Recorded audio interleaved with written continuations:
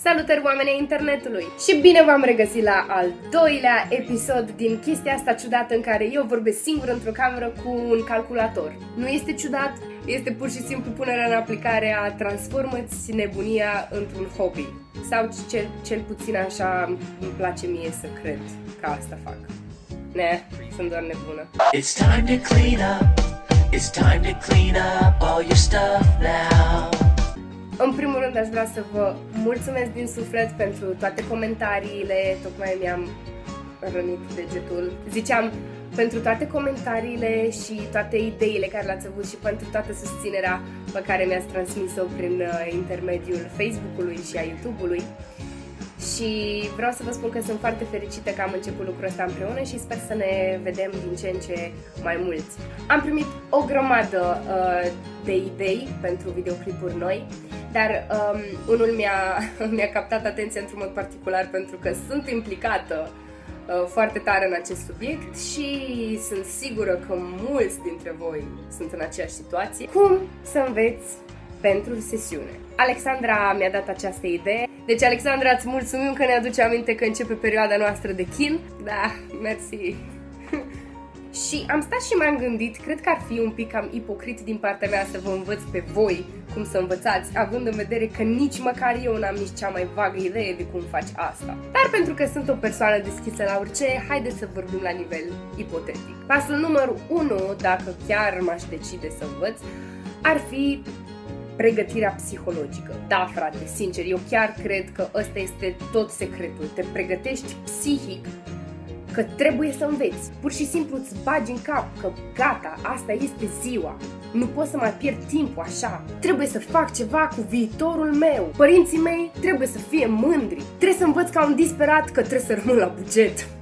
Oricare motiv ați avea, trebuie să vă decideți foarte serios că trebuie să faceți asta.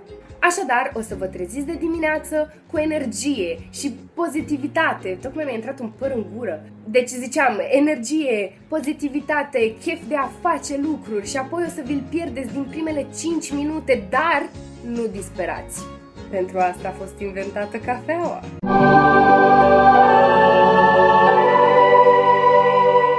Da, nu știu cum sunteți voi, dar pentru mine cafeaua este mană cerească de dimineață, pentru că oricum mă trezesc destul de greu. După ce vă beți cafeaua o să vă dați seama că parcă un pic din bunăstarea aia care o aveați a început să revină. Sau, dacă sunteți acel tip de persoană care e morocănos atunci când se trezește pentru că tocmai visa frumos și s-a întrerupt totul, da, cred că am aceeași soluție. Bea o cafea și speră la mai bine. Și când te apuci de învățat, apucă-te pentru că vrei tu. Degeaba o să ții pe maică ta din bucătărie să înveți, pentru că singurul lucru care o să-l faci o să fie să deschizi o carte și să te uiți prin ea. Parcă nici măcar n-ar fi acolo.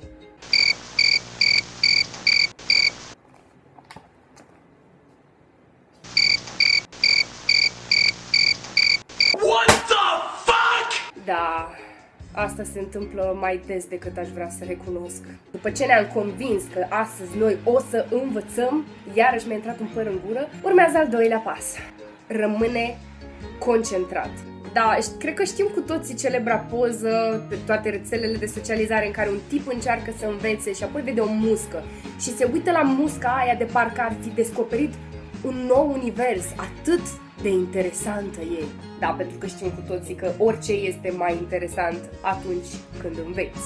Până și dacă vezi un gândac pe jos cum se perindă pe podea, de obicei ți-ar fi frică de el, dar în momentul acela, în disperarea ta, în tot învățatul ăla, ai să faci orice ca gândacul ăla să rămână alături de tine, să sufere cu tine, să învețe cu tine.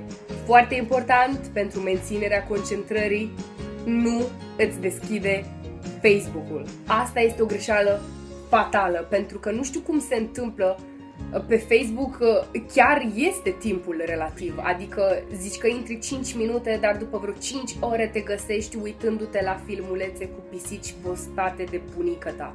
Și cu atât mai mult îți pierzi concentrarea când deschizi cartea și găsești cuvinte pe care nici măcar nu le înțelegi. Eu una de obicei stau cu textul lângă mine ca să pot să-mi învăț lecțiile, pentru că nu înțeleg cuvintele alea. Al treilea pas este să fii organizat.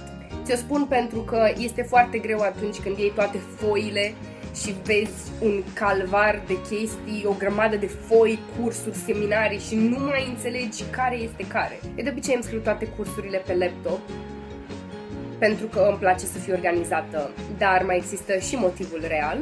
Scriu cu picioarele, la modul foarte urât. Probabil în clasa a 12-a am primit 10 la istorie doar pentru că profa mea credea că scriu în hieroglife. Încearcă să fie cât mai restrâns și cât mai curat și organizat.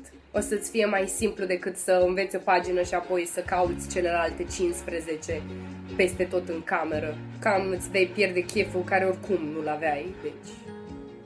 Legea numărul 4 în învățat este: orice ai face, nu învăța cu prieteni. Crede-mă, am făcut greșeala asta de prea multe ori și știam de fiecare dată că o să fie o greșeală și că nu o să învăț nimic stând cu prietenul sau prietena mea, dar am zis că... Și s-a ajuns mereu în același punct. Ajungi acolo pornit. Da, vom învăța. Până când, în timp ce citești și nu înțelegi nimic, te uiți la cel de lângă tine, la prietenul tău, și vezi că are o față atât de amuzantă. Te bufnește râsul. El se va uita la tine. Prietenul tău va vedea în tine aceeași față idiotă care ai văzut tu în el. O să înceapă și el să râdă. Și uite așa, s-a dus dracu. Uf. Dar te gândești mereu că e mai simplu să suferi cu altcineva decât de unul singur?